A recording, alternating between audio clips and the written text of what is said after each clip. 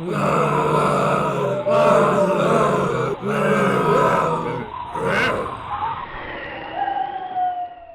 up, What guys? up? ExcitaBros here.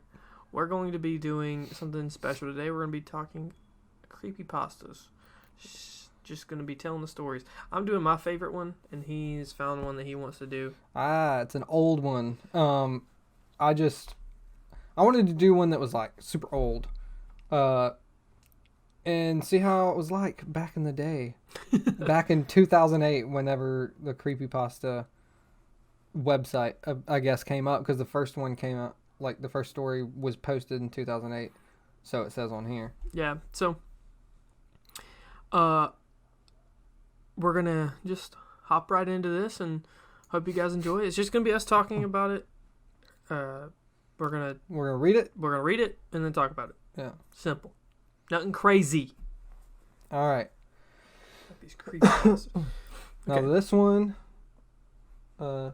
first one is called, let me say, the author is anonymous, so I don't have anything to tell you about that, but it's published March 22nd, 2008. This isn't the first one that was put on here. This is like the fifth one or something. But it's called The Gallery of Henry Beauchamp. If you go into this one tiny, dingy one-story bar in Paris, and the right bartender is behind the bar counter that night, you might be able to see a very exclusive gallery show of the lost works of one Henry Beauchamp. But to get in, you have to prove you're a devotee of the artist to get in. You'll be asked in clear and perfect English, what would you like to partake of this glorious night? Answer, absinthe, no matter what. Any other drink, from whiskey to water, will kill you as you sleep. The next question will regard the type, and you must answer one of two things. The stuff that man himself could not bear to take, or the good stuff, the best stuff. If you ask for any other absinthe in any other way, you will be plagued by nightmares for 13 days. Each night's dreams will be more horrible than the last, until, upon the 13th dream, your nightmare will follow you every moment of your waking and sleeping life. Don't try and cheat the barkeep. The door locked behind you. You have to drink what he gives you, doom or not. That such a powerful man granted you audience should be enough. Besides, I've heard that the dying complimented his drinks and their death throes. If you make it that far before sealing your fate, the bartender will say, "Be sure you handle this with care. This is the finest I have. From here, you may do one of two things. Say word for word, 'I overestimated my fortitude, and I bid you good eve.' If the barkeep nods, you may leave the door you entered, unharmed and with nothing gained and nothing lost, except the time. Or you can go on. You'll be given a glass with a 7-sided rim, with each side twisting ever so delicately across the basin until forming a sleek and simple handle. You will also receive a very, very, very special absinthe spoon. The holes at the key's top serve as the draining point for the alcohol to pour over the sugar cube. And of course, an unmarked bottle, stripped long ago of its label, scraps of paper sticking to its sides, covered in the rot of the decades past. The spoon is completely flat, but has two distinct sides, one with a groove along the shaft of the key, and one without. Turn the shaft down, so its grooves will be face down. If you attempt this face up, your absinthe will taste foul, your nose will burn, and your eyes will shrivel in the sockets with unspeakable horrors not of this world. Now, if your spoon is the right way up, begin preparing the absinthe as one would. Put the sugar on the spoon and pour the alcohol over it so it gains its color and special qualities. Say cheers to your friend the barkeep and bottoms up. If you don't, the absinthe will burn every innard it touches with the power and pain of sulfuric acid. If you've done it right, the already dim lights will go off. The darkness will consume the bar. Don't be afraid. The darkness is the cue that you've been approved for the exhibit. Wait out the darkness and keep silent as the dead, lest the bartender decides to make you so. Eventually, not too long, 2 or 3 minutes, a green floodlight will shine brightly on a door on the far wall of the bar. The bar will be bathed in green, and not just from the floodlight. Little luminescent spheres will gently drift through the room, and the barkeep will no longer be there, nor any other unassuming patron inside the before. There's no danger by this point. Consider it a safe point. If you didn't finish the absinthe, you don't have to, but you might need the alcohol. Either way, take the spoon and put it in the keyhole of the green-lit portal's door. It will fit perfectly and reach the end of the keyhole with a resounding click. Inside is a small elevator with the most beautiful woman any mortal eyes can imagine, bathed in the green glow in such an angle that the light refracts beyond her into shape of wings. The green fairy herself will ask you, going up? And considering all your troubles you went through, it would only make sense to say yes. Now you have one more hurdle to clear. She will ask you, as you cross the line from the bar to the compartment, how would you compare Beaucamp's surrealism to that of, say, René Magritte? For your reply, you must say, I've come to see more than art tonight. If you don't, the green floodlight will blow out. The doors will slam shut. The elevator will plummet through a seemingly infinite blackness before a real light glows brighter as the elevator nears the very depths of hell.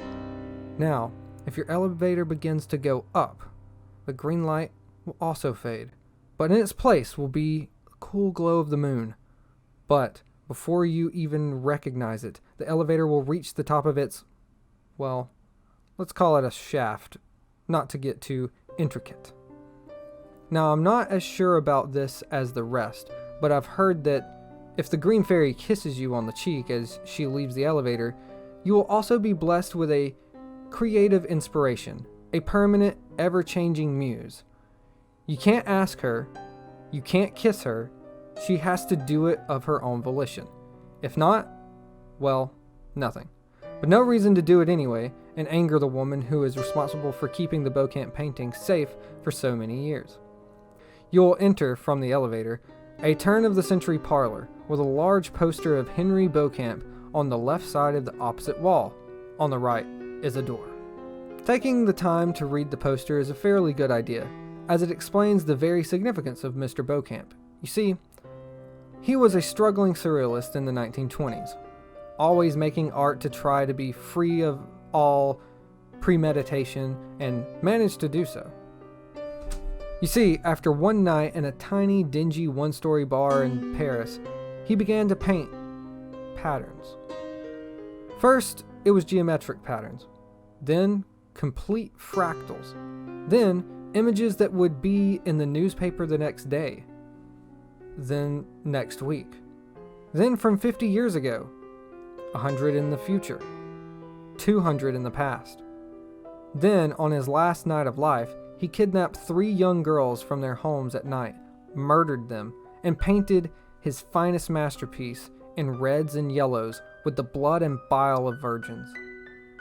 He committed suicide immediately after painting exactly 13 of these. These are behind the door.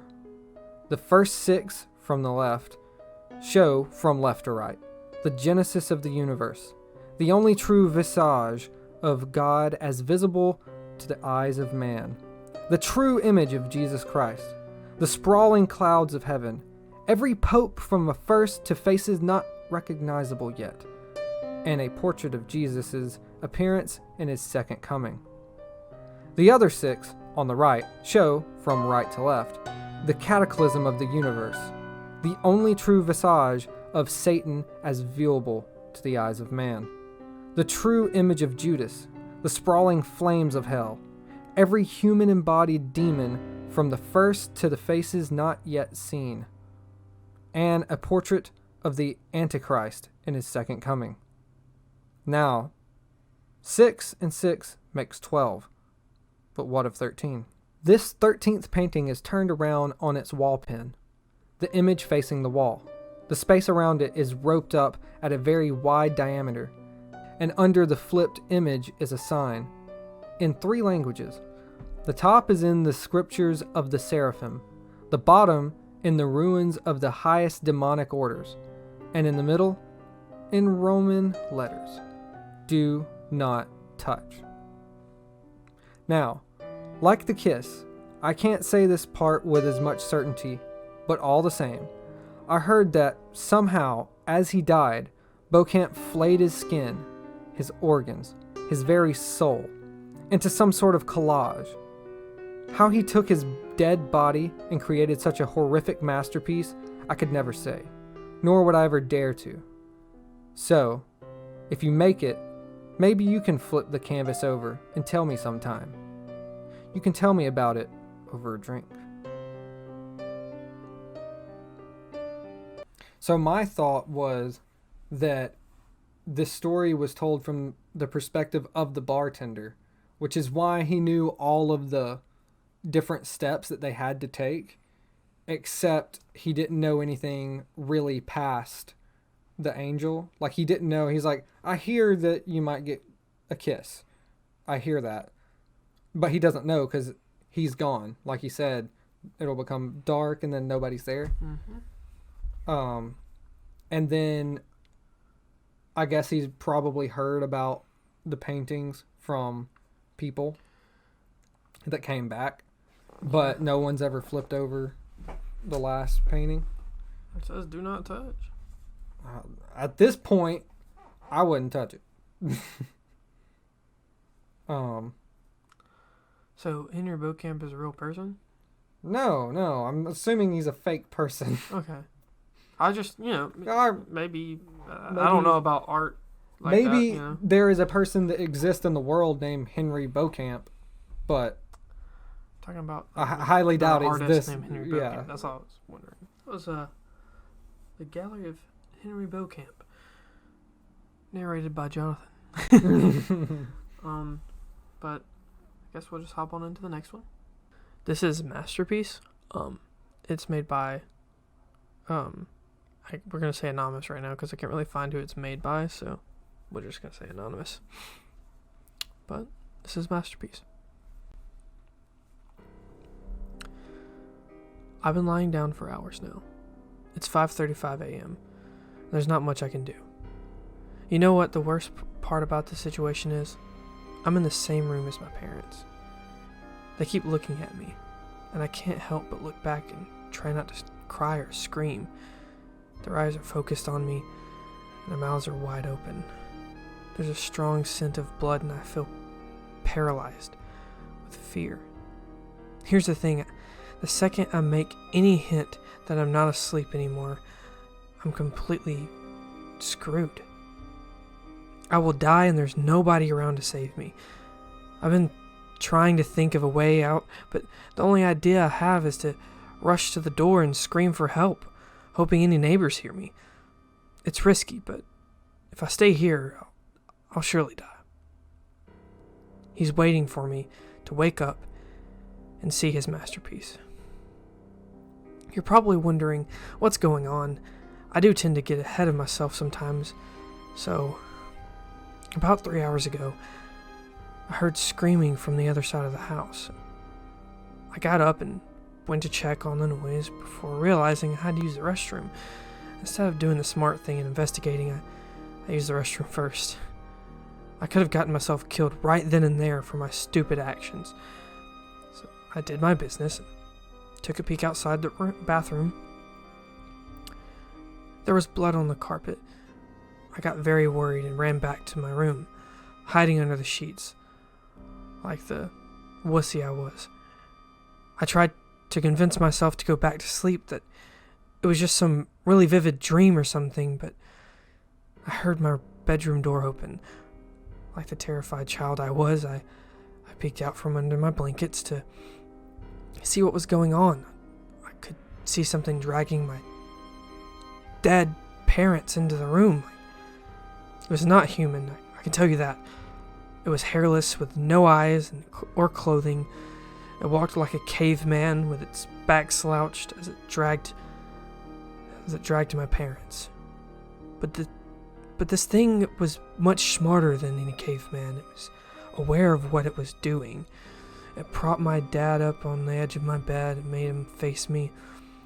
It then sat my mother down in a chair and positioned her towards me as well. It then started rubbing its hands on the wall, staining them with blood, and then drew a circle with the devil's pentagram in it. This thing had made what it would probably call a masterpiece. To finish it off, it scribbled a message in the wall that I could not read in the darkness. It then positioned itself under my bed, waiting to strike. The scariest thing is my eyes have adjusted to the darkness since then. I can read the message on the wall. I don't want to look at it because it's terrifying to think about, but I feel I need to see before I'm killed. So I peek at the creature's masterpiece, and it reads, "I know you're awake." Well, that was Masterpiece, narrated by me, Thomas. Ew. This is my like all-time favorite. It just I like that twist at the end. I mean, it's literally pure terror. Like, you already know. There's a monster, like it sets it up already. You already know there's something bad happening, but then you're like, but maybe he could somehow get out. But then he reads what's on the wall, and he's like, oh. He reads it, and he's like... And that's the end of the story. It don't even tell you anything after that point. It's just, boom. He knows he's awake. And you're like, well, he's because you know. He's done. He killed. He gone. He didn't I don't know how he put this story out there, though. How he do it. He did. The monster did it. Yep. He's like... It's his he had to put his masterpiece out there for people to know. I gotta tell everybody. The one thing that's kind of like, about the story is I feel it just caters to, it's a big bad monster. You know, because he's like, he drew the devil's pentagram with blood. Like, come on, you could have just wrote, "I know you're awake" on the wall. Like, you know, he saw him scribbling on the wall, then get under the bed. Yeah, he didn't have to put that he... Put the devil's pentagram on there. Like, it don't add anything to the story, to me.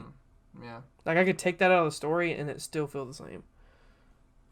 So, tell us, guys, how you like that story in the comments. But we have one more, and we're going to go to it right now. So, this is The Boy Who Loved to Read, written by Anonymous. This one was also 2008. Once there was a boy who loved to read. He read everything he could get his hands on, and loved going to his favorite bookstore. One day, the boy realized he had read everything the store had to offer. He confronted the owner and asked him if he had anything the boy had never checked out. The owner said, "Why, yes I do," and pulled out a book called Death. He gladly sold it to the boy at a discounted price of $50. However, he warned the boy never to read the front page. Well, the boy returned to his house and read the book, and he was content. However, he always wondered what could be on that front page. It was always in the back of his mind. One day, the temptation was too much for the boy. He flipped to the very front of the book and dropped the book in horror. There, in bold print, was MSRP $7.99. That thing was cheap. Thank you guys for watching. This is a bit different than what we usually do, but hope you guys enjoyed it. Yeah, it was a lot of fun reading some of these stories. The last one was pretty good. I enjoyed it. But, you know, we are always trying to get to that 100 subscriber mark. Yeah, we're on that journey. We're over halfway there. Yeah. Halfway there. Halfway there. Halfway there. So we're over halfway there. And like, comment below what your favorite creepypasta is, and stay tuned and stay frightened. Ooh. Ooh.